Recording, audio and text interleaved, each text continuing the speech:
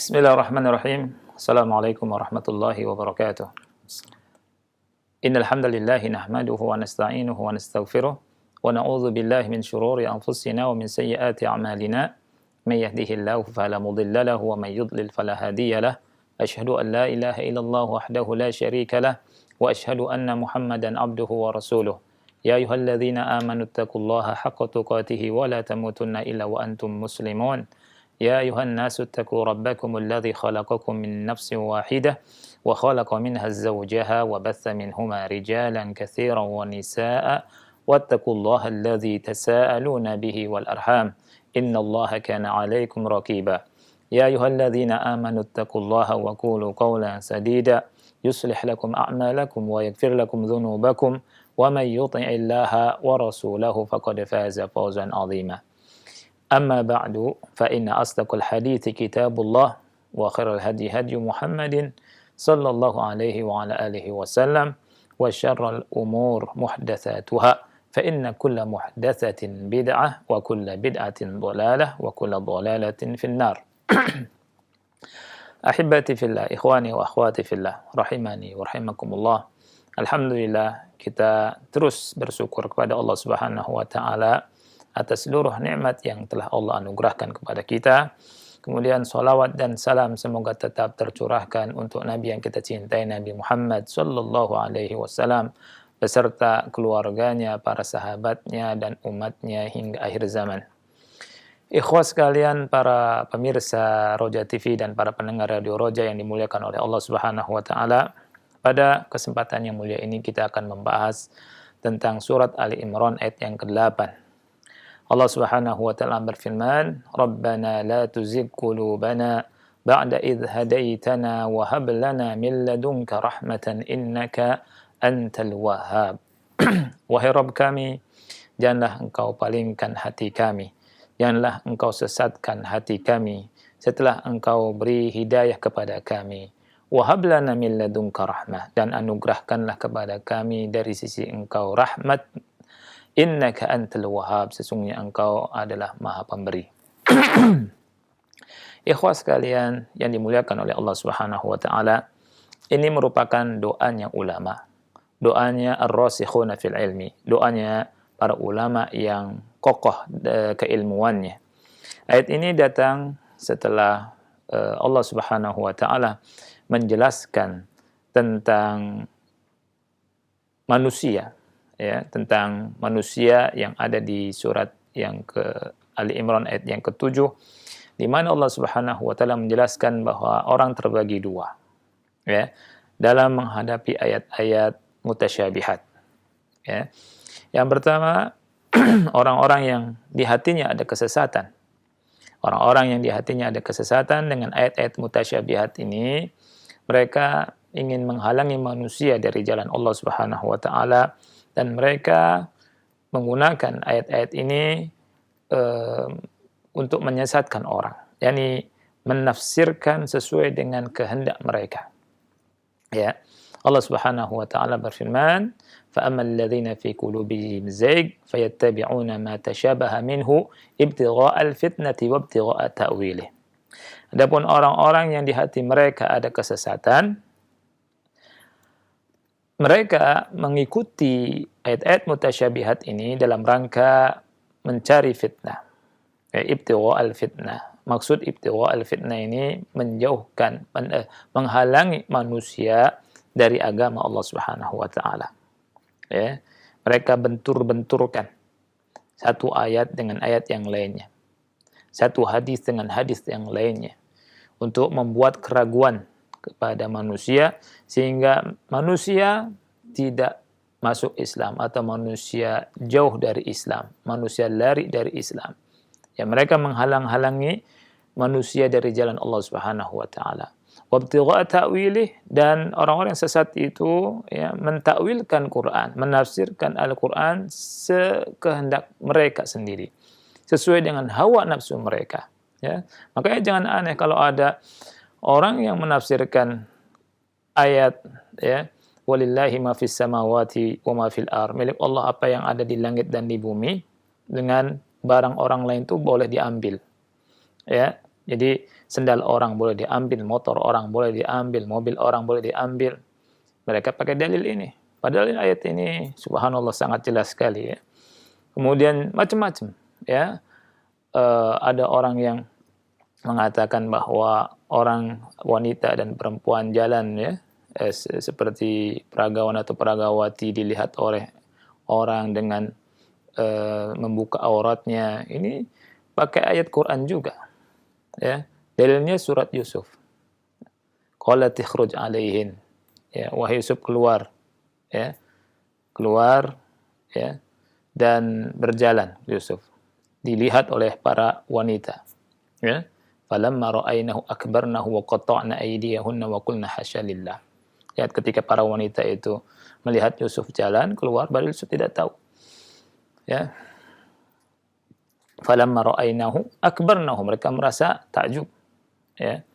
Sampai tangan-tangan mereka ya diiris, disayat dengan pisau-pisau yang ada di tangan mereka, mereka tidak terasa. Nah, katanya bahwa ayat ini ya menunjukkan bolehnya orang melakukan seperti itu. Macam-macam ya tentang penafsiran orang-orang ya yang sesat ya, untuk mendukung kesesatannya cari dari Al-Qur'an dan cari dari hadis. Nah, ini orang yang sesat.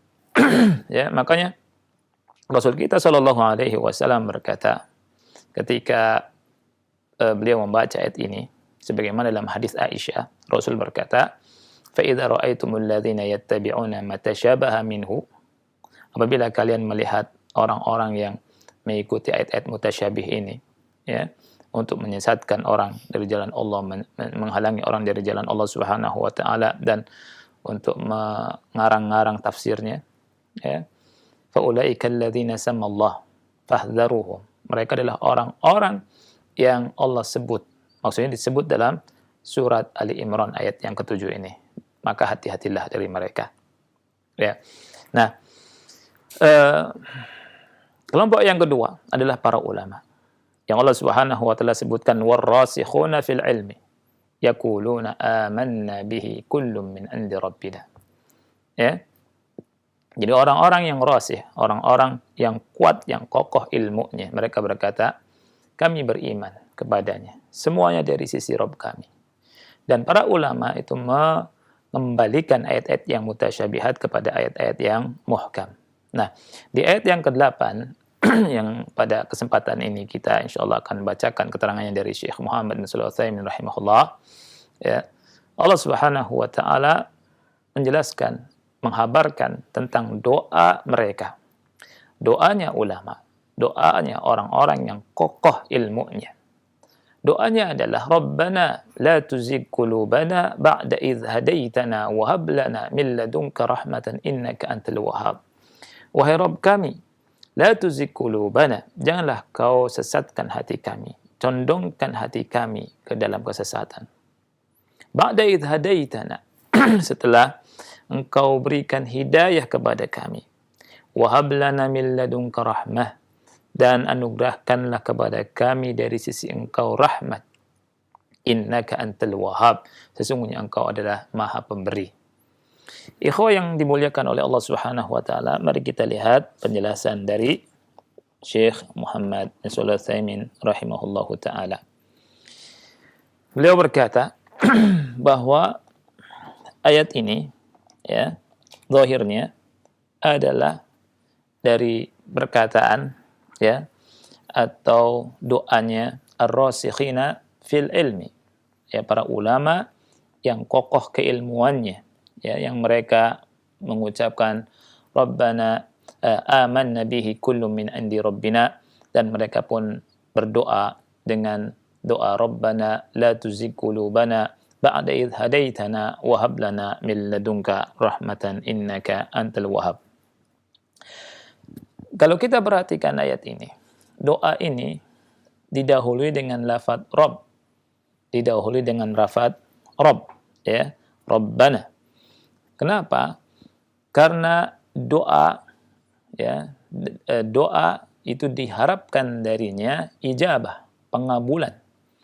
Wal ijabatu minal af'al, dan pengabulan doa ini masuk dalam kategori af'al, perbuatan Allah.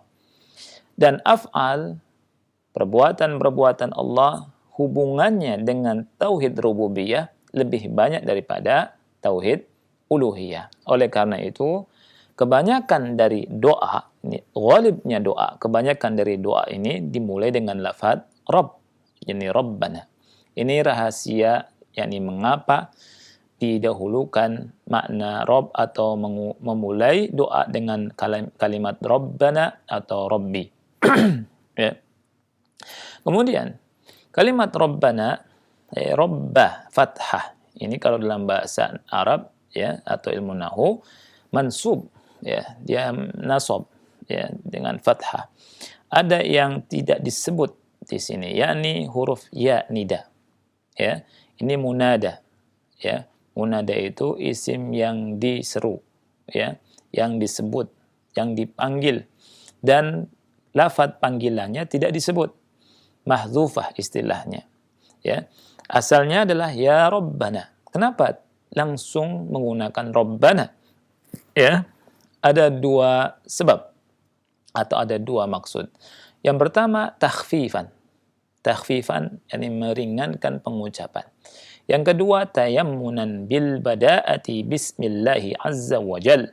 Yang kedua dalam rangka mencari keberkahan dengan cara memulai ucapan dengan menyebut nama Allah azza wa jal. Artinya langsung Rabbana, bukan ya. Kalau misal dibuka dengan ya Rabbana, ya Rabbana didahului dengan ya. Tapi kalau ya-nya tidak disebut langsung Rabbana. Walaupun terjemahannya wahai Rabb kami, ya. Rabbana ya langsung disebut Rabb. Ini dalam rangka tayammunan, mencari keberkahan dari Allah Subhanahu wa taala dengan menyebut namanya, dengan mulai menyebut namanya, nama Allah Subhanahu wa taala. La tuzigh qulubana, la tuzigh qulubana ini doa, ya, doa ya. La tuzigh qulubana artinya janganlah engkau condongkan hati kami. Ya, ba'da idh hadaitana, ba'da idh hadaitana, setelah engkau anugerahkan hidayah kepada kami. Maksud hidayah di sini adalah hidayah dalalah dan hidayah taufik. Ya, hidayah dalalah dan hidayah taufik. Kalimat la tuzigh qulubana, ya, sulital fi'lu 'ala al-qalb. Ya, sulital fi'lu 'ala al-qalb li'anna al-qalba 'alaihi madarul amal, ya.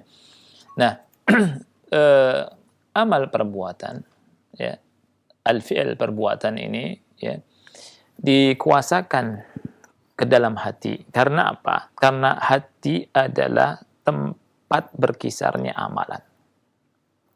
Sumber amalan itu hati, ya, madarul amal. Amalan berputar dan berkisar di hati. Apa dasarnya? Dasarnya adalah sabda Nabi yang mulia sallallahu alaihi wasallam, ala wa inna fil jasadi mudghah idza salahat salahal jasadu kulluh wa idza fasadat fasadal jasadu kulluh ala wahiyal qalbu. Ketahuilah sesungguhnya dalam jasad itu ada segumpal daging. Apabila dia baik maka jasad semuanya baik, dan apabila dia rusak maka semua jasadnya rusak. Ala wahiyal qalbu. Ketahuilah yang dimaksud dengan daging tersebut adalah hati. Ya. Jadi hati ini yang ada di dalam dada.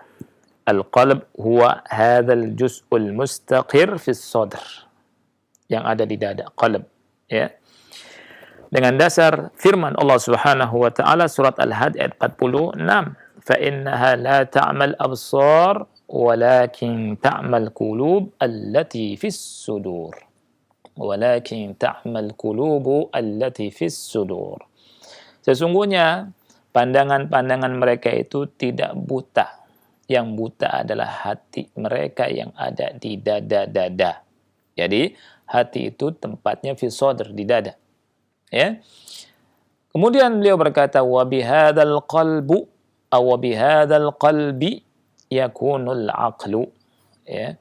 Dan akal itu ada di hati. Akal ada di hati. Dalilnya firman Allah Subhanahu wa taala surat Al-Had ayat 46. Allah berfirman, afalam yasiru fil ardi fatakuna lahum qulubun ya'qiluna biha. Tidakkah mereka mau berjalan di atas muka bumi, ya, sehingga hati mereka bisa memahami, ya, berakal. Nah, dari sini, ya, dibangun di atas dalil-dalil ini, kata Syekh Utsaimin, jelaslah bahwa akal itu di hati, bukan di otak. Akal itu di hati, bukan di otak. Dan ulama itu berbeda pendapat tentang masalah ini. Qadiman wa hadisan, dari dulu sampai sekarang. Ya, akal itu tempatnya di mana? Ya. Nah, tapi akhirnya Syekh Utsaimin nanti di sini akan menggabungkan dua pendapat ini. Ya. Menggabungkan dua pendapat ini, ya. Jadi ada yang mengatakan di hati, ada yang mengatakan akal itu di otak kepala, ya. Baik. Dan yang ditunjuki oleh Al-Quran bahwa akal itu ada di hati. Tadi surat Al-Had ayat ke-46. Ya, lahum qulubun ya'qiluna biha. Ya. Dan beliau menjelaskan, ini adalah kalam Allah. Dan Allah adalah yang paling mengetahui tentang makhluknya. Ya. Allah paling mengetahui tentang makhluknya. Kemudian beliau berkata, ya, bahwa akal itu ada dua. Ya. Yang pertama, aklut tasarrufi wa tadbir. Yang kedua, aklul idraki wa tasawwur. Ya. Yang pertama, akal tasarruf wa tadbir. Ini akal yang ada di hati. Namanya akal at-tasarruf wa tadbir. Baik buruknya orang, perbuatannya itu ada di hati, ya, yang ada di dada, ya. Yang kedua, akal yang dimaksud dengan akal idrak wa tasawwur, akal pengetahuan, ya. Ini adanya di mukh, ya, di otak kepala, ya, di mukh. Orang Arab sering bilang anta ma fi mukh, antum nggak punya otak, gitu, ya. Jadi mukh itu akal idrak. Syekh Utsaimin berkata, fa inna aqlal idraki wat tasawwuri yakunu fil mukh. Akal pengetahuan ini adanya di mana? Di otak kepala. Ya. Fal mukh yatasawwaru wa ya'qil wa huwa bimanzilatil mutarjimi lil qalbi yashrahu ma yuridu raf'ahu ila al qalbi thumma yarfa'uhu ila al qalbi ثم يصدر القلب الأوامر والذي يبلغ الأوامر الدماغ. Jadi akal yang ada di kepala ini, di otak ini, ya, kedudukannya seperti penerjemah bagi hati, ya. Dia jelaskan apa yang dia inginkan, ya. Kemudian disampaikan ke hati, ya. Kemudian dari hatilah, ya, keluar al-awamir, yakni perintah-perintah. Nah, itu dia. Dan setelah itu masuk ke otak kembali, ya. Dan ketika kita mengetahui hal ini, maka tidak ada pertentangan antara keduanya, ya. Jadi kata Syekh Utsaimin rahimahullah, walladzi yatasawwaru wa yudriku wa fihi aklul idrak huwa dimag, ya, yang bisa menggambarkan sesuatu, mengetahui sesuatu, ya. Ini akalnya akal idrak yang ada di otak kepala, ya.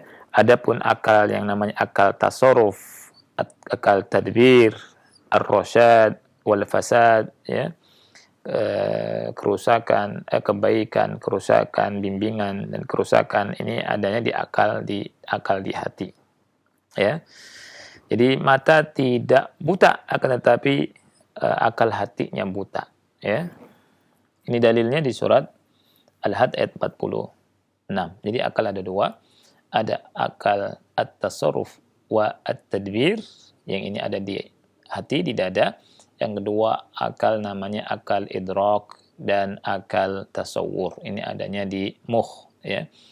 Kata beliau, wahina idzin yazulul ishkal wa tajtami'ul adillatul hissiyatu wasyar'iyyah. Ya.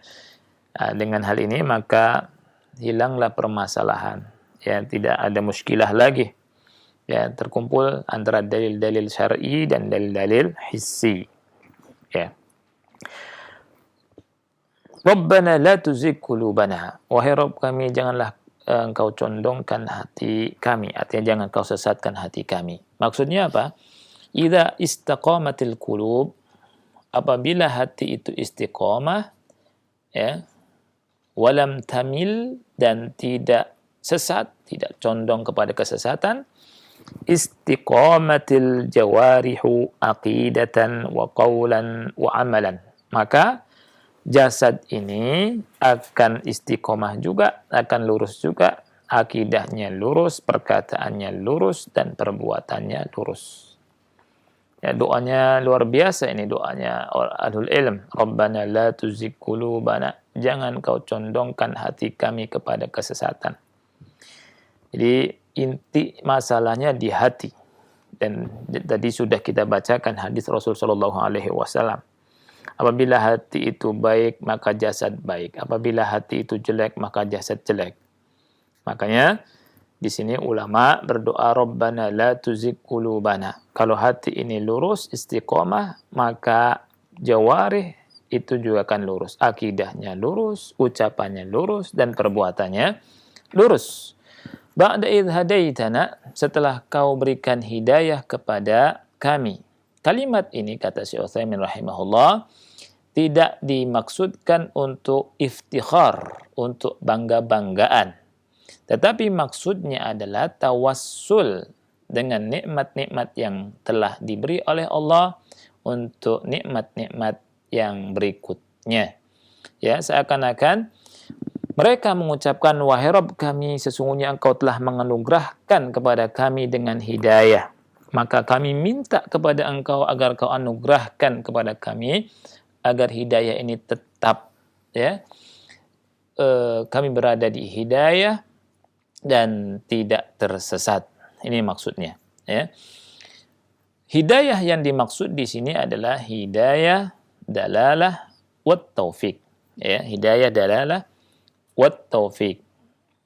Jadi adapun hidayah dalalah itu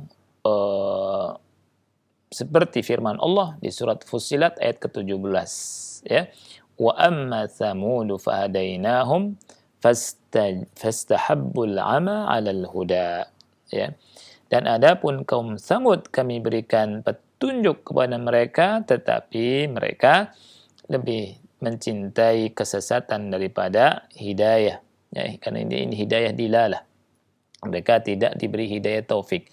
Nah, yang dimaksud dengan ba'da idh hadaitana ini mencakup dua hal, hidayah dilalah dan hidayah taufik, ya. Nah, dan hidayah taufik, ya, Allah Subhanahu wa taala memberikan taufik kepada mereka untuk menapaki jalan kebenaran. Ya, untuk melakukan apa yang Allah perintahkan dan meninggalkan apa yang Allah larang. Ya, kalau orang sudah bisa melakukan itu, maka orang tersebut berada di jalan hidayah, namanya hidayah taufik. Ya, hidayah taufik. Nah, di antara manusia, ya, dalam masalah ini, ya, manusia terbagi dua. Ya. Faminan nas, di antara manusia, ya, man yuhramul hidayataini. Ada yang terharamkan mendapatkan dua hidayah ini. Terharamkan dari hidayah dalalah dan hidayah taufik. Seperti orang-orang Nasara, ya, mereka dhalun, mereka tersesat, tidak mengetahui al-haq dan tidak beramal dengan al-haq. Ya, tidak mengetahui kebenaran dan mereka beramal dengan kebodohan. Ya. Kemudian yang kedua, di antara manusia yang terharamkan, ada yang terharamkan mendapatkan hidayah taufik. Seperti orang-orang Yahudi.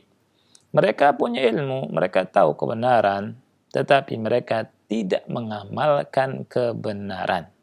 Ya.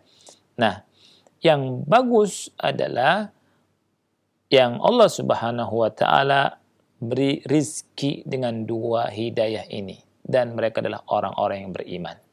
Ya. Orang-orang beriman, Allah Subhanahu wa taala berikan kenikmatan kepada mereka. Allah berikan hidayah kepada kebenaran, dan Allah berikan hidayah dengan hidayah taufik, dan mereka beramal tentunya dengan kebenaran. Ya. Jadi yang dua sesat, yang satu berada di dalam kebenaran, yakni orang-orang yang beriman. Wahab lana min ladunka rahmah, dan anugerahkanlah kepada kami dari sisi Engkau rahmatmu. Ya. Jadi wahab lana di sini artinya a'ti. Berikanlah kepada kami, anugerahkanlah kepada kami, ya, dengan anugerah, ya, yang sempurna, ya. Allah Subhanahu wa taala, ya, berfirman, wahab lana min ladunka rahmah. Kalimatnya dengan wahab lana min ladunka rahmah. Tadi makna hab itu a'ti, ya. Jadi hab lana itu, hibah itu al-ata' bila iwad, pemberian tanpa adanya ganti, memberi begitu saja, menganugerahkan begitu saja, ya. Dan kesempurnaannya tanpa minnah. Tanpa minnah ini mengungkit-ungkit, ya. Allah Subhanahu wa taala berfirman di surat Al-Hujurat ayat ke-17, ya, memberikan minnah, anugerah kepada kaum muslimin, ya, kepada para sahabat, ya, kepada orang-orang yang beriman dengan hidayah. Ya, Allah berfirman, balillahu yamunnu alaikum an hadakum lil iman. Akan tetapi Allah lah yang memberikan anugerah kepada engkau berupa hidayah keimanan. Ya. Nah, ini. Berikutnya, wahab lana min ladunka, dan anugerahkanlah kepada kami dari sisi engkau. Dari sisi engkau, ya. Perhatikan penyandaran hidayah dan penyandaran rahmat kepada Allah, ya. Wahab lana min ladunka, jadi penyandaran hibah, ya, kepada Allah ini ada maksudnya, ya. Maksudnya adalah li'alla yakun li ahadin alaihim minnatun siwahu, supaya tidak ada merasa berjasa atas mereka selain Allah Subhanahu wa taala. Ya, yang berjasa itu Allah semata. Yang berjasa itu Allah semata. Ini dari satu sisi. Kemudian kalau yang memberikan hibahnya, yang memberikan pemberiannya itu adalah Allah Subhanahu wa taala, ya, dan Allah adalah zat yang paling mulia, maka ini hibahnya merupakan hibah yang sangat besar. Oleh karena itu, doa ini luar biasa sekali. Wahab lana min ladunka rahmah, mengajarkan kepada kita bahwa kita diberikan nikmat oleh Allah dengan nikmat yang besar, ya, ya, dan berdoa dengan doa ini, ya, mengajarkan kepada kita bahwa yang berjasa itu Allah, ya, bukan kita, ya. Jadi Allah Subhanahu wa taala menegur, ya, para sahabat yang punya rasa berjasa kepada Nabi Muhammad sallallahu alaihi wasallam. Allah berfirman, yamunnuna 'alaika an aslamu qul la tamunnu 'alayya islamakum balillahu yamunnu 'alaikum an hadakum lil iman in kuntum shadiqin. Yamunnuna 'alaika an aslamu, mereka merasa berjasa kepada engkau atas keislaman mereka. Ya.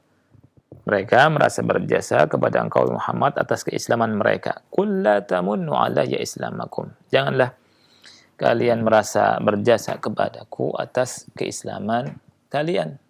Balillahu yamunnu alaikum an hadakum lil iman. Akan tetapi Allah Subhanahu wa taala lah yang menganugerahkan, yakni berjasa kepada kalian dengan memberikan hidayah keimanan kepada kalian. In kuntum shadiqin, kalau kalian benar, ya. Ini pelajaran yang luar biasa yang Allah Subhanahu wa taala ya sebutkan di ayat ini, yang kita bisa ambil faedahnya dari ayat ini. Kemudian juga yang berikutnya bahwa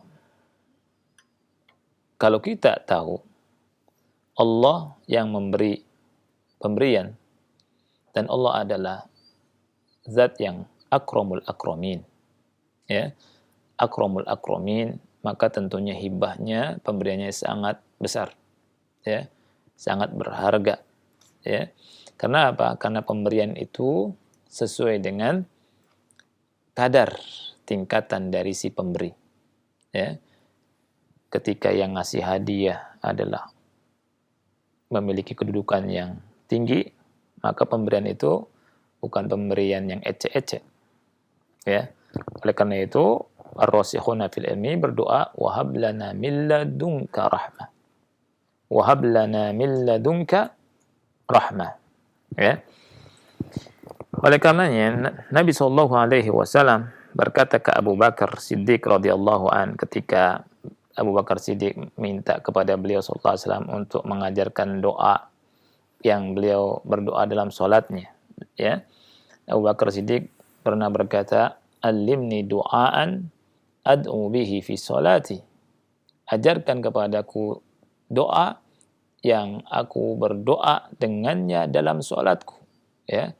Ini di tasyahud akhir sebelum salam, ya.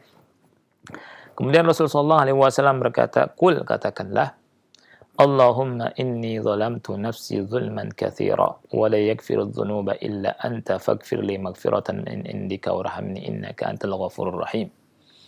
Ya Allah, sesungguhnya aku telah mendolimi diriku dengan kezaliman yang banyak, dan tidak ada yang mengampuni dosa kecuali Engkau, maka ampunilah aku dengan ampunan dari sisi Engkau, dan rahmatilah aku, sesungguhnya Engkau Maha Pengampun lagi Maha Penyayang.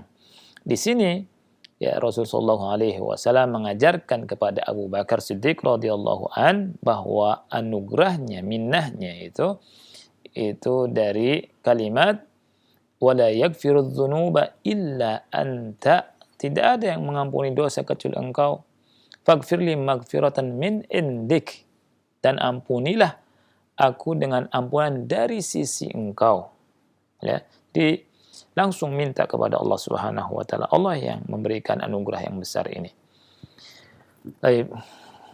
Kalimat rahmat ini salah satu dari sifat Allah Subhanahu wa taala, ya, dan saya berbicara di sini rahmat yakni mencakup nikmatnya juga. Rahmat mencakup nikmat, dan nikmat itu mencakup asar, ya. Jadi pengaruh dari rahmat Allah Subhanahu wa taala. Allah Subhanahu wa taala berfirman dalam surat Asy-Syura 28, "Huwallazi yunazzilul ghaitsa min ba'di ma qanatu wa yanshuru rahmatah." Dialah Allah Subhanahu wa taala yang menurunkan air hujan setelah mereka itu berputus asa, dan Allah lah yang menyebarkan rahmatnya. Wa huwal waliyul hamid, dan Allah Maha Pelindung lagi Maha terpuji. Dan Allah Subhanahu wa taala berfirman tentang surga. Ya, surga juga rahmat Allah. Anti rahmati arhamu biki man asya, engkau adalah rahmatku, ya, aku rahmati dengan engkau siapa yang aku kehendaki, ya. Dan tentang rahmat Allah juga ada surat Ali Imran 107, Allah berfirman wa ammal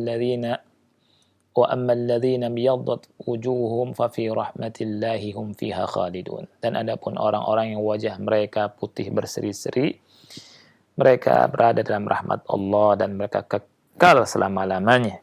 Yani rahmat, ya, ini merupakan salah satu sifat Allah Subhanahu wa taala, dan juga dimutlakkan kepada nikmat-nikmatnya, karena nikmat-nikmat Allah merupakan pengaruh dari rahmat Allah Subhanahu wa taala. Di dalam ayat ini, wahab lana min ladunka rahmah, dan anugerahkanlah kepada kami dari sisi engkau rahmat.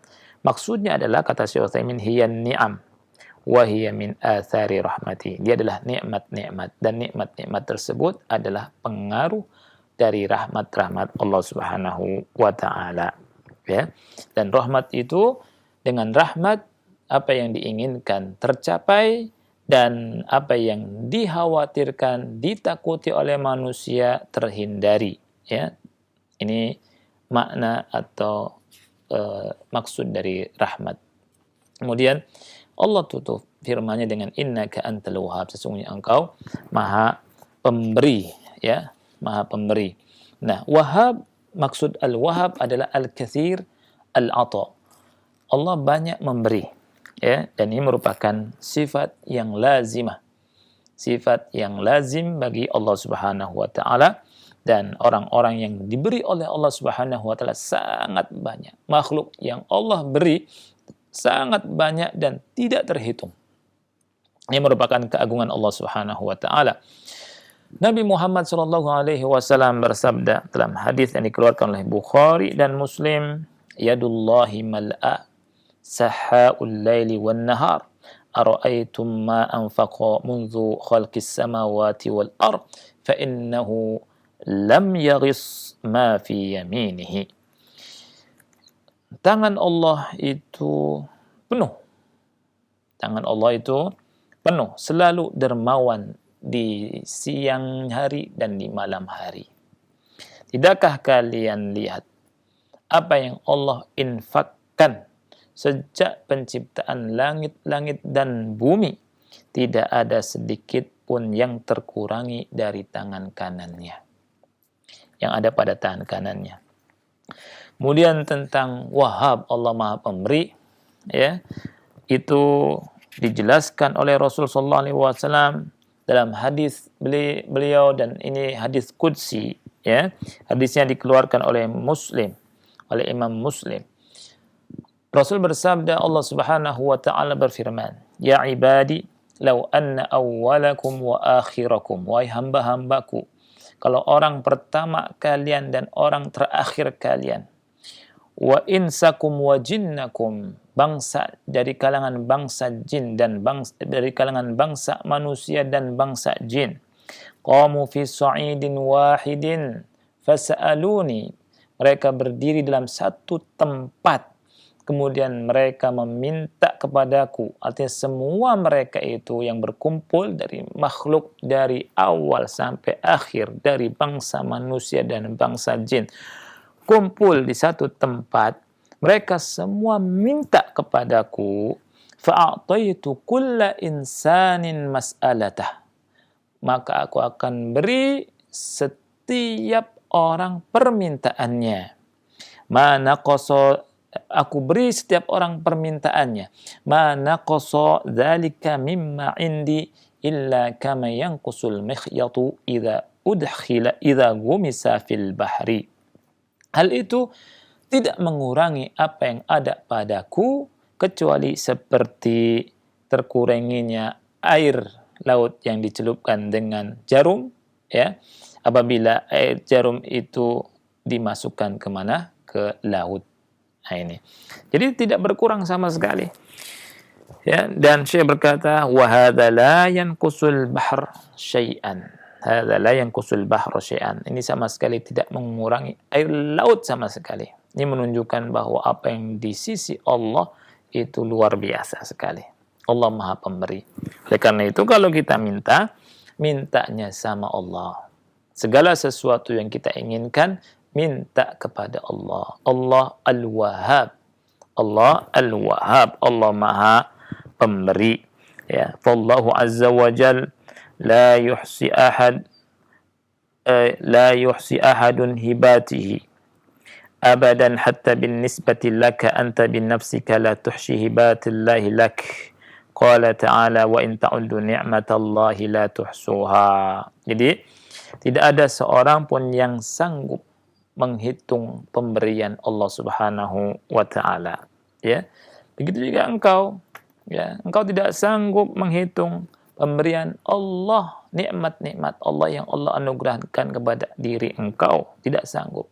Allah berfirman, wa in ta'uddu ni'matallahi la tuhsuha. Kalau kalian menghitung nikmat-nikmat Allah, niscaya kalian tidak akan bisa menghitungnya. Ada beberapa faedah, tapi tidak akan saya bacakan semuanya. Ya. Yang pertama adalah setelah kita baca ayat yang ke-8 ini, disyariatkannya kita berdoa dengan doa ini. Rabbana la tuzigh qulubana ba'da idh hadaitana wa hab lana min ladunka rahmatan innaka antal wahhab. Karena ini adalah doanya ar-rasikhina fil ilm, doanya para ulama, ya, doanya orang-orang yang kokoh ilmu mereka. Yang kedua, disyariatkannya memulai dengan Rabb, dengan kalimat Rabb, yakni Rabbana ketika kita berdoa. Ya, tadi sudah dijelaskan dua sebab. Pertama takhfif, yang kedua mencari berkah dengan menyebutkan Allah, menyebutkan nama Allah dulu dalam ucapan dan doa kita. Kemudian yang ketiga ini sangat penting sekali, ya, bahwa seseorang tidak memiliki hatinya. Perhatikan ini, annal insan la yamliku qalbah. Seseorang tidak bisa menguasai hatinya. Saya tidak menguasai hati saya. Anda tidak menguasai hati Anda. Kita semua tidak menguasai hati kita. Ya. Oleh karena hal ini, hendaknya kita selalu berdoa kepada Allah Subhanahu wa taala agar Allah menjaga hati kita, agar tidak disesatkan hati kita. Lihat, walihada tas'alullaha alla yazigha qalbak. Oleh karena ini, hendaknya kau minta kepada Allah Subhanahu wa taala agar tidak menyesatkan hatimu. Fala taghtar bi nafsika annaka mu'min. Jangan tertipu dengan dirimu bahwa engkau ini mukmin. Fakam min insanin mu'minin zalla wal iyadzu billah. Berapa banyak orang mukmin tersesat, terpeleset, menyimpang, wal iyadzu billah. Walakin is'alillah daiman an yuthbitak atau yuthabbitak. Akan tetapi minta selalu kepada Allah Subhanahu wa taala agar Allah mengokohkan engkau. Wa alla yazigha qalbuk wa alla yuzigha qalbak, dan agar tidak mencondongkan hati kepada kesesatan. Nabi SAW telah menghabarkan kepada kita semua dengan sabdanya, hadis riwayat Muslim, annal quluba baina usbu'aini min asabi'ir rahman in syaa'a azaghahu wa in syaa'a hadah yusrifuha kaifa yasha. Bahwa hati itu di antara dua jari jemari Ar-Rahman. Kalau Allah kehendaki maka disesatkan. Kalau Allah kehendaki maka Allah berikan hidayah kepadanya. Allah membolak-balikan hati sesuai dengan kehendak Allah Subhanahu wa taala. Kemudian yang keempat dari faedah ayat tadi, bahwa ini menunjukkan, ya, bahwa kebaikan hati merupakan dasar kebaikan seluruh jasad. Jasad kita, baik buruknya dasarnya itu hati kita. Ya. Biasanya kalau orang hatinya baik, ya, maka jasadnya baik. Orang yang hatinya buruk, ya, maka buruk juga perbuatannya, ucapannya, dan seterusnya. Makanya tidak bisa tidak masuk akal kalau ada perempuan yang mengatakan jilbabi dulu hatinya sebelum menjilbabi badannya. Ya, saya sih nggak pakai jilbab, nggak apa-apa. Yang penting hati saya baik. Ini bertentangan. Karena apa? Kalau hati itu baik dan tunduk kepada Allah dan aturannya, dia akan pakai jilbab. Ya, betul, kita harus memperhatikan hati kita dijaga, ya, perbaiki terus, dan hati yang baik akan memancarkan kebaikan pada lisan seseorang dan pada perbuatan seseorang. Berikutnya, ya, bahwa hati itu ada dua keadaan. Ada keadaan istiqomah dan ada keadaan yang condong kepada kesesatan. Hati ini bisa sesat dan bisa istiqomah, ya. Oleh karena itu wajib bagi seseorang untuk minta kepada Allah Subhanahu wa taala supaya dikuatkan hatinya, jangan sampai menyimpang, ya. Jangan sampai menyimpang supaya hatinya lurus terus, istiqomah terus, ya. Kemudian yang keenam, bertawasul kepada Allah dengan nikmat-nikmatnya. Ya, ketika berdoa kita dianjurkan atau dibolehkan atau disyariatkan untuk bertawasul. Ba'da idh hadaitana. Ya, ba'da idh hadaitani bentuk tawasul. Tawasul itu boleh dengan nama-nama Allah, dengan amal kebajikan, ini tawasul yang dibolehkan, ya. Kemudian yang ketujuh, as-sana'u 'ala haula'ir rasikhin haitsu i'tarafu Allah ta'ala bin ni'mati fi qaulihim ba'da idh hadaitana, ya. Wa hadha dakhil fi qaulihi ta'ala wa amma bi ni'mati rabbika fahaddits.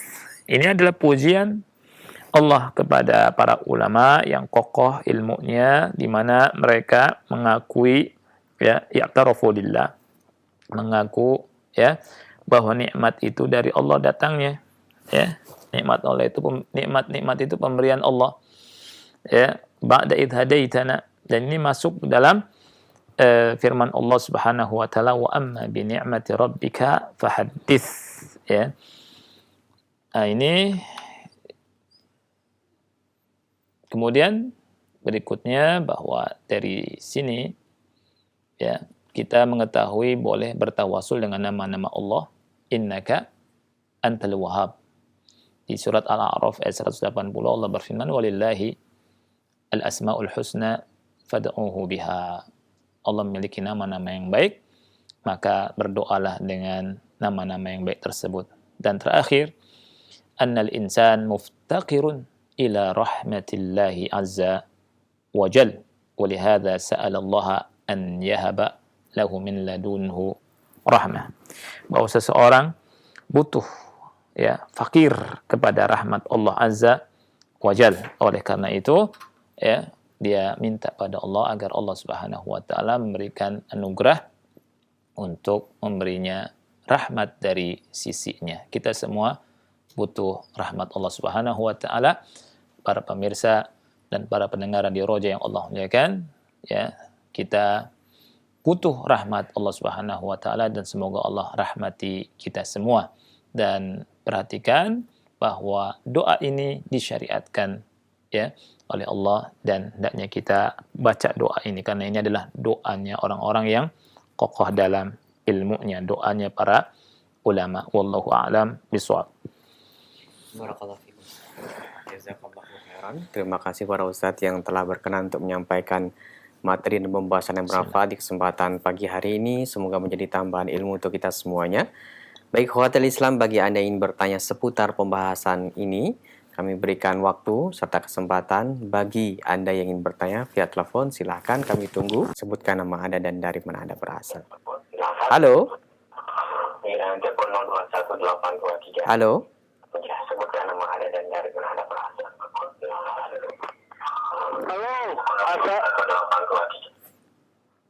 Halo Bapak, dikecilkan terlebih dahulu volume televisi atau radionya.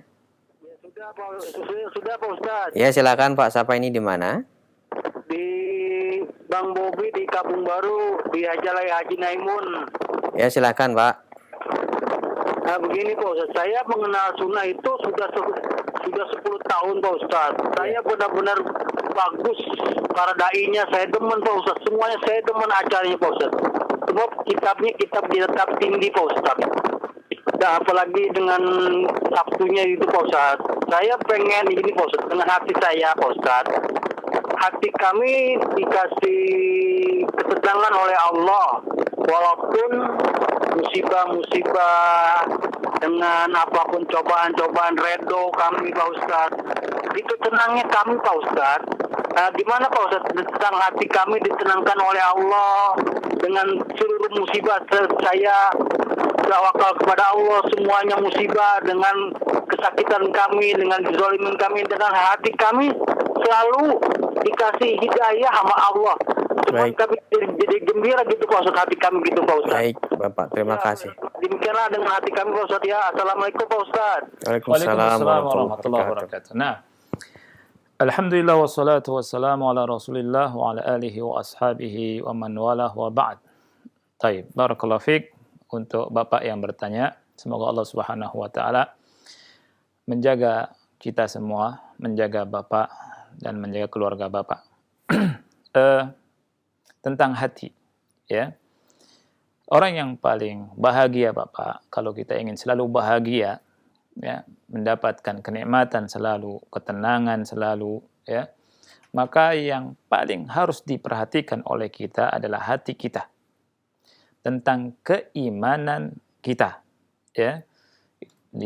Kita periksa hati kita, kita periksa keimanan kita, apakah bertambah atau berkurang.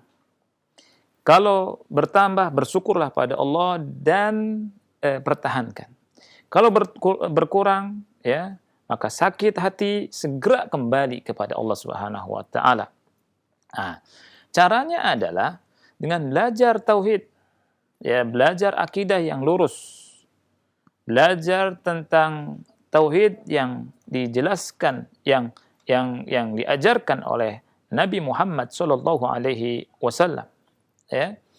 Kita baca Al-Qur'an, baca hadis-hadis dan baca penjelasan ulama tentang akidah yang lurus, supaya hati kita ini menjadi hati yang baik, terpenuhi dengan kebaikan. Kita inginkan adalah keimanan yang kokoh, yang kuat. Karena apa? Karena orang yang beriman, ya, orang mukmin itu orang yang paling bahagia. Tapi perlu diingat bahwa kebahagiaan, orang yang bahagia itu tidak dimaknai orang itu tidak mendapatkan ujian, tidak mendapatkan ibtila, ya. Terkadang diuji, terkadang kena musibah, ya. Tetapi orang yang mukmin, orang yang lulus dan sukses dari ujian tersebut, dia tetap bahagia dalam keadaan apapun. Oleh karena itu, Rasul kita Shallallahu Alaihi Wasallam sangat takjub dengan urusan orang yang beriman. Sebagaimana dalam hadis Muslim, Rasul Shallallahu Alaihi Wasallam bersabda, "Ajaban li amril mu'min, in amrahu kullahu khair, wa laysa dzalika li ahadin illa lil mu'min. In asabathu sarra'u syakara fakana khairan lah, wa in asabathu dharra'u sabara fakana khairan lah." Sungguh menakjubkan perkara orang yang beriman itu. Semua perkaranya baik, dan itu tidak dimiliki oleh siapapun kecuali oleh orang yang beriman. Apabila orang mukmin itu, kata Rasul, mendapatkan kesenangan, dia bersyukur. Apabila dia ditimpa musibah, dia bersabar. Ya, ini orang yang beriman. Orang yang beriman itu adalah sanggup menghadapi ujian. Makanya yang perlu diperhatikan hati. Ya. Orang yang beriman ketika mendapat nikmat, dia pandai bersyukur. Ketika diuji, dia bersabar. Ya, antara dua ini. Karena kita semua Bapak Ibu yang Allah muliakan, dan khususnya Bapak yang bertanya, harus siap bahwa kita sekarang ada di atas muka bumi, dan kita semua akan kembali kepada Allah. Ya, kita akan menjumpai yang namanya kematian. Ya, sekarang kita hidup di atas muka bumi ini, itu menghadapi ujian dan ujian. Ya, Allah berfirman dalam surat Al-Insan, "Inna khalaqnal insana min nutfatin amsyajin nabtali." Sesungguhnya kami menciptakan manusia dengan setetes air mani yang bercampur, yang kami uji dia. Ya, yang ingin diuji oleh Allah. Kami uji manusia. Lihat, nabtalih. Ya, kami uji dia. Ini maksud diciptakan manusia itu untuk mendapatkan ujian. Maka di atas muka bumi ini semuanya ujian. Oleh karena itu jangan dikira bahwa ujian itu adalah kenyamanan semata, keburukan semata, kesusahan semata, kemiskinan belaka, tidak. Ujian itu mencakup dua hal, kenikmatan dan kesengsaraan. Ya. Bagaimana ketika diuji dengan kenikmatan? Bagaimana ketika diuji dengan kesusahan? Kan Allah berfirman, wa nabluukum bisyarri wal khairi fitnah. Kami uji kalian dengan dua hal, kata Allah, dengan keburukan, dengan kesengsaraan, dengan kesusahan, dengan kepayahan, dan dengan khair, dengan kami uji juga dengan khair. Khair ini dengan kebaikan, dengan kenikmatan, dengan kesenangan. Itu semua sebagai cobaan. Ya. Kita lihat di Al-Quran, ada yang diuji dengan kebaikan. Seperti Nabi Sulaiman diuji oleh Allah Subhanahu wa taala dengan kenikmatan yang sangat besar, kerajaan yang begitu hebat tidak dimiliki oleh raja-raja setelahnya. Ya. Semua ada, fasilitasnya lebih lengkap dan lebih hebat daripada fasilitas yang sangat canggih saat ini. Seluruh banyak makhluk yang tunduk kepada Nabi Sulaiman. Bangsa jin tunduk sama Nabi Sulaiman. Mau apa saja bisa. Bahkan memindahkan singgasana Ratu Bilqis, ya, itu dalam waktu yang sangat singkat. Ya. Ada alat yang canggih bisa transportasi yang canggih saat ini yang bisa memindahkan itu. Ya. Itu tidak ada. Ya. Itu Nabi Sulaiman lulus dari ujian. Allah sebutkan dalam Al-Quran surah Sad, wa wahabna li Dawud Sulaiman ni'mal abdu innahu awwab. Kami anugerahkan Nabi Dawud dengan Sulaiman. Sulaiman itu ni'mal abd, sebaik-baik hamba, innahul awwab. Ada yang Allah uji selain kebaikan, Allah uji dengan keburukan seperti Nabi Ayub. Allah uji dengan apa? Dengan kesusahan, dengan sakit. Bukan isolasi 14 hari. Ya. Tapi Nabi Ayub diuji sakit selama 18 tahun. Subhanallah. Ujian yang begitu besar yang Allah uji kepada Nabi Ayub. Dan Nabi Ayub sukses dari ujian. Selamat. Allah Subhanahu wa taala berfirman, wa inna wajadnahu sabira di surat Sad. Ni'mal abdu innahu awwab. Sesungguhnya kami mendapati Nabi Ayub adalah nabi yang sabar. Ya, dan ia merupakan sebaik-baik hamba dan dia adalah hamba yang taat. Ya. Jadi Allah uji dengan macam-macam. Di masa ini Allah uji dengan macam-macam. Ya. Apalagi di masa ini. Dan itu ujian, ya, selalu ada. Ya. Apakah dengan corona atau bukan dengan corona, itu juga ujian. Allah berfirman, wala nabluwannakum bi syai'in minal khaufi wal ju'i minal khaufi wal ju'i wa naqsi minal amwali wal anfusi wath thamarat wa basyyiris sabirin. Dan sesungguhnya kami sungguh-sungguh kami uji kalian dengan sedikit rasa takut dan rasa lapar dan kekurangan, dari kekurangan harta, kematian jiwa, ya, kemudian kekurangan buah-buahan, wabasyiris sabirin, dan berilah kabar gembira untuk orang-orang yang sabar. Alladzina idza asabathum musibah qalu inna lillahi wa inna ilaihi raji'un. Yang apabila mereka ditimpa musibah, mereka berkata inna lillahi wa inna ilaihi raji'un. Siapa yang sanggup mengatakan ketika ditimpa musibah dia mengatakan inna lillahi wa inna ilaihi raji'un? Orang yang beriman. Yakin bahwa semua milik Allah dan semua akan dikembalikan kepada Allah. Kita semua titipan. Ya. Alladzina idza asabathum musibah qalu inna lillahi wa inna ilaihi raji'un. Mereka itu kata Allah, ulaika lahum salawatum ulaika alaihim salawatum min rabbihim wa rahmah wa ulaika humul muhtadun. Bagi mereka itu ada ampunan dari Rabb mereka dan rahmat. Dan mereka adalah orang-orang yang mendapatkan hidayah. Jadi orang-orang yang mendapatkan hidayah itu yang begini. Nah, jadi Bapak yang bertanya, jadi gali keimanan. Perhatikan hati kita. Gali ilmu tauhid, baca ilmu tauhid, ya. Dan alhamdulillah Bapak ya mengenal sunnah sudah lama ya, sudah 10 tahun ya, perbaiki terus dan berdoa terus dengan doa ini, Rabbana la tuzigh qulubana ba'da idh hadaitana wa hab lana min ladunka rahmatan innaka antal wahhab. Ya.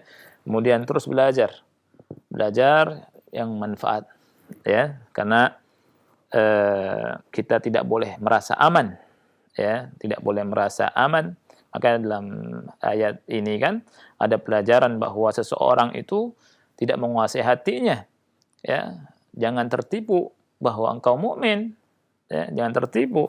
Oleh karena itu selalu berdoa kepada Allah ya, dengan doa yang diajarkan oleh dalam Al-Qur'an dan doa yang diajarkan oleh Rasul sallallahu alaihi wasallam. Jadi supaya kita tenang, kita pelajari tauhid, pelajari akidah yang benar, kemudian kita ya tadaburi, belajar tauhid, belajar akidah itu bukan hanya sekedar baca, tapi masukkan ke hati, kata ulama.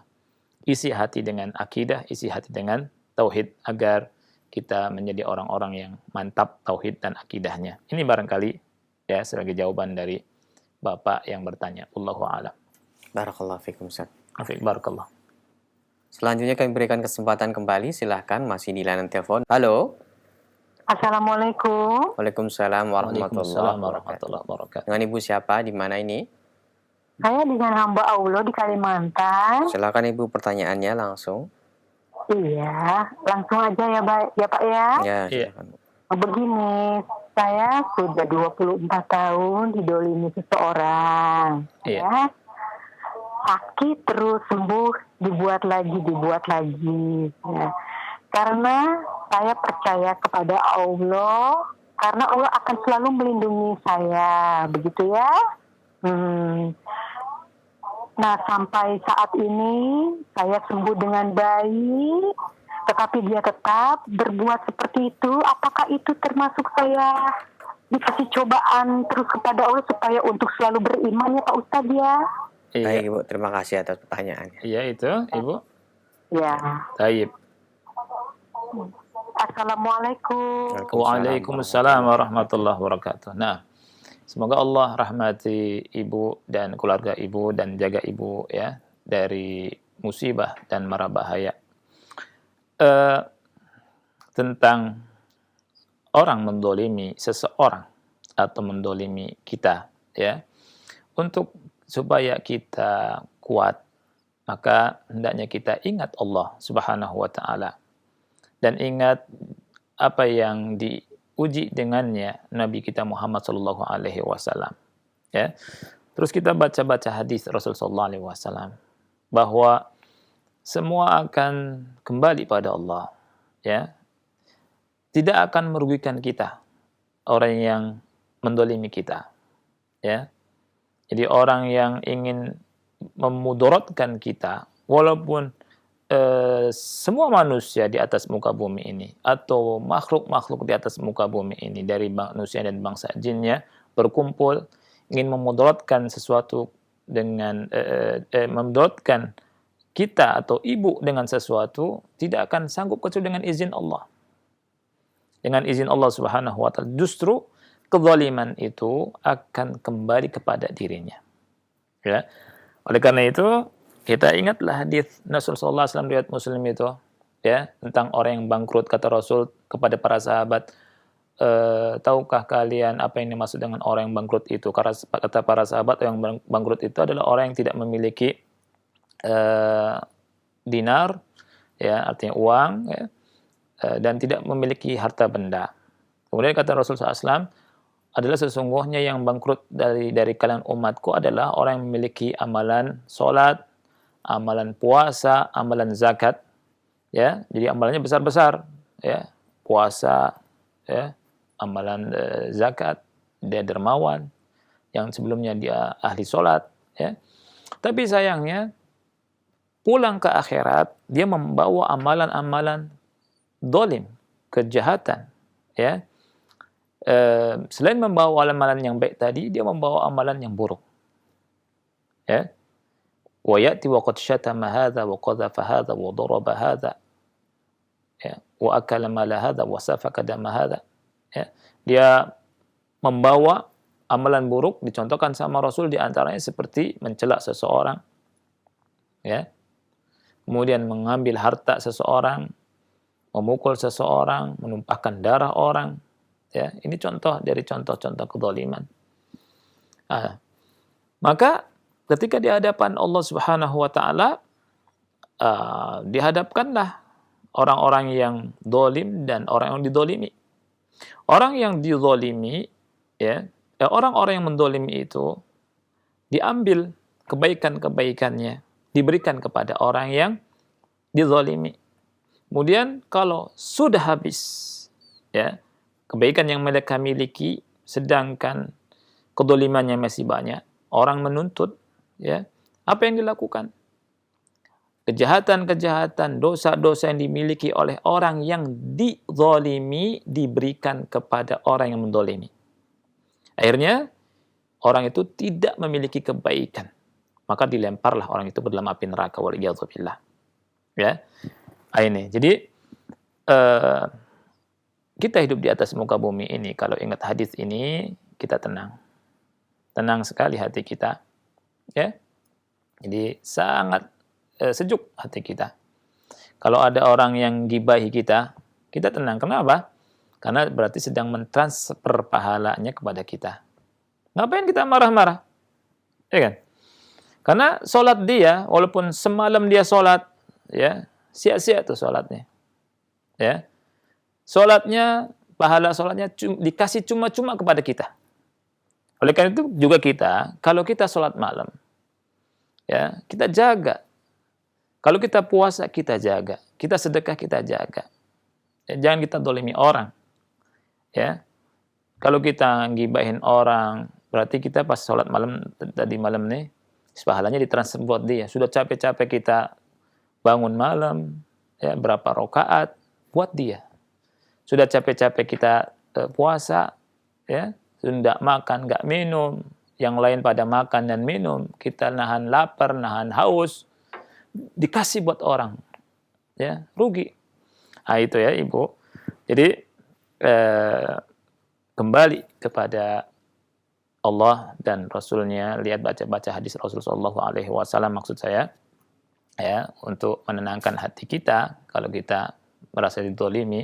Dan alhamdulillah tadi, ya, sudah sembuh, ya, dari penyakit kalau memang itu adalah yang disebutkan oleh Ibu, ya. Dan kalau misalkan memang masih orang itu ganggu Ibu, ya sabar, ya, sabar. Ya, kalau tahu ya kasih nasihat, ya, dengan nasihat yang baik, ya, tapi tetap sabar, ya, itu jalan yang terbaik.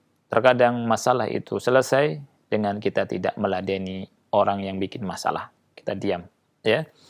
Ini barangkali yang bisa saya jawab untuk Ibu. Nah, satu lagi. Baik, Ustaz. Barakallahu fiik, Ustaz. Pertanyaan dari Abu Abdullah di Cilengsi yang bertanya, Assalamualaikum Ustaz. Waalaikumsalam warahmatullahi. Pertanyaannya, sebagian kaum muslimin kadang apabila mendapatkan permasalahan yang berat dalam hidupnya, selalu bertanya-tanya kepada ustadz atau orang-orang terdekat mengenai doa-doa apa yang bisa membebaskan dia dari masalah tersebut, yang Allah bisa angkat permasalahan tersebut, dengan harapan yang kuat bahwa doa tersebut langsung diijabah. Nah, tapi apabila hal tersebut sudah dilakukan dan tidak cocok, maka dia akan berlari ke orang lain, meminta doa yang lain yang dikiranya itu doa yang mustajab. Nah, hal seperti ini dalam masyarakat Islam apakah dibolehkan atau enggak dalam ajaran Rasulullah SAW? Iya, tentunya masalah doa, ya, harus kita jelaskan fikihnya, ya. Doa, kalau kita punya masalah yang parsial, artinya punya masalah sendiri-sendiri, setiap orang memiliki masalah masing-masing, ya, orang memiliki masalah masing-masing, butuh masing-masing dan seterusnya.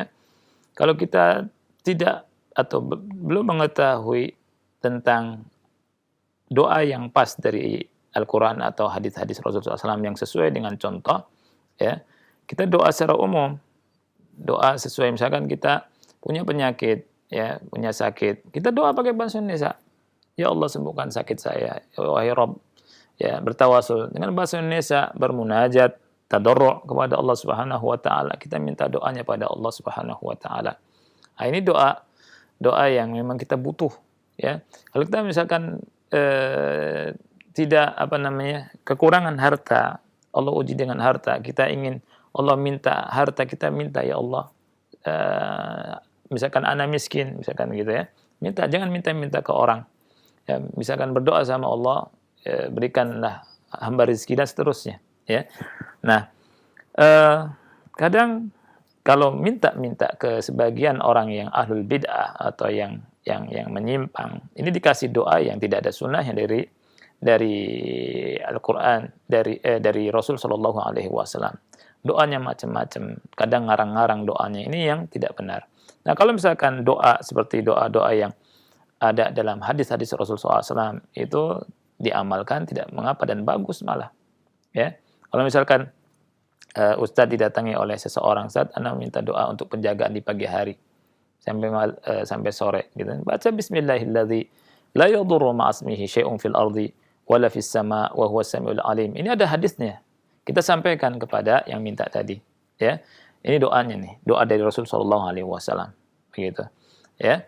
Dan doa yang ada di Quran, Rabbana atina fid dunya hasanah wa fil akhirati hasanah wa qina adzabannar. Ini doa sangat bagus sekali, doa ini. Antum bisa baca tafsirnya di Ibnu Katsir, ini doa luar biasa. Ya. Dan kasih doa-doa yang ada dalam Quran dan dalam sunnah. Ya, kalau misalkan salah satu kita diminta oleh orang untuk doa dan kesempatan untuk menjelaskan mana yang sunnah dan mana yang tidak sesuai sunnah Rasul Sallallahu Alaihi Wasallam.